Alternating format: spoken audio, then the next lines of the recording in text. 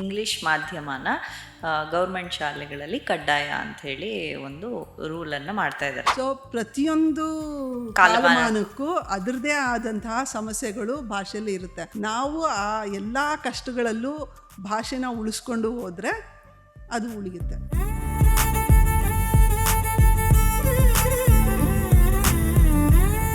ಕಂಗು, ಕಂಚು, ಅಲ್ಲಿ ಅನುನಾಸಿಕ ಕೇಳಿಸ್ತಾ, ಈ ಎರಡಕ್ಕೂ ವ್ಯತ್ಯಾಸ ಇದೆಯಲ್ವಾ? ಕಡೆ ಈ ಒಂದು ಬುದ್ಧಿವಂತಿಕೆ ಆ ಬಾಲ್ಯಾವಸ್ಥೆನಲ್ಲಿ ಇರೋದು ಹೋಗ್ತಾ ಹೋಗ್ತಾ ಅದು ಎಲ್ಲಿ ಎಡುತ್ತಾ ಇದ್ದೀವಿ ಅಂತ. ಹುಟ್ಟದಂದಿಂದ 3 ವರ್ಷದವರೆಗೂ ಬೆಳವಣಿಗೆ ತುಂಬಾ ಪವರ್ಫುಲ್ ಆಗಿರುತ್ತೆ. ಆ ಶಕ್ತಿಗಳು 3 ವರ್ಷ ಆದ್ಮೇಲೆ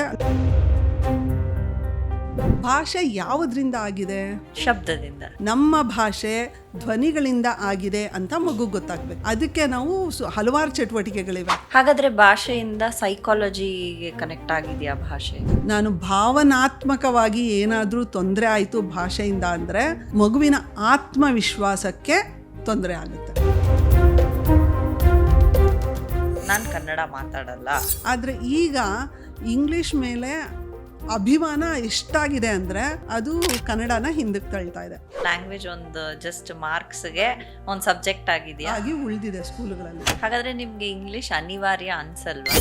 ಎಲ್ಲಿವರೆಗೂ ಆತ್ಮವಿಶ್ವಾಸಕ್ಕೆ ಅದು ಪೆಟ್ಟಾಗಲ್ವೋ ಅಲ್ಲಿವರೆಗೂ ನೋ ಪ್ರಾಬ್ಲಮ್. ವ್ಯಾಕರಣ 6ರಿಂದ 12 ವರ್ಷದಲ್ಲಿ ಇಂಟ್ರೊಡ್ಯೂಸ್ ಆಗಬೇಕು. ನಾಮಪದ ಅಂದ್ರೇನು? ಹೆಸರು. ನಮ್ಮ ಪ್ರಪಂಚದಲ್ಲಿ ಇರೋ ಅಂತಹ ವಸ್ತುಗಳಿಗೆಲ್ಲ ಹೆಸರುಗಳಿವೆ. ಆ ಹೆಸರುಗಳು ನಾಮಪದ. ಸೊ ಈಗಿರೋ ಟೀಚಿಂಗ್ ಅಲ್ಲಿ ಇದು ಮಕ್ಕಳಿಗೆ ರೀಚ್ ಆಗ್ತಿದೆಯಾ?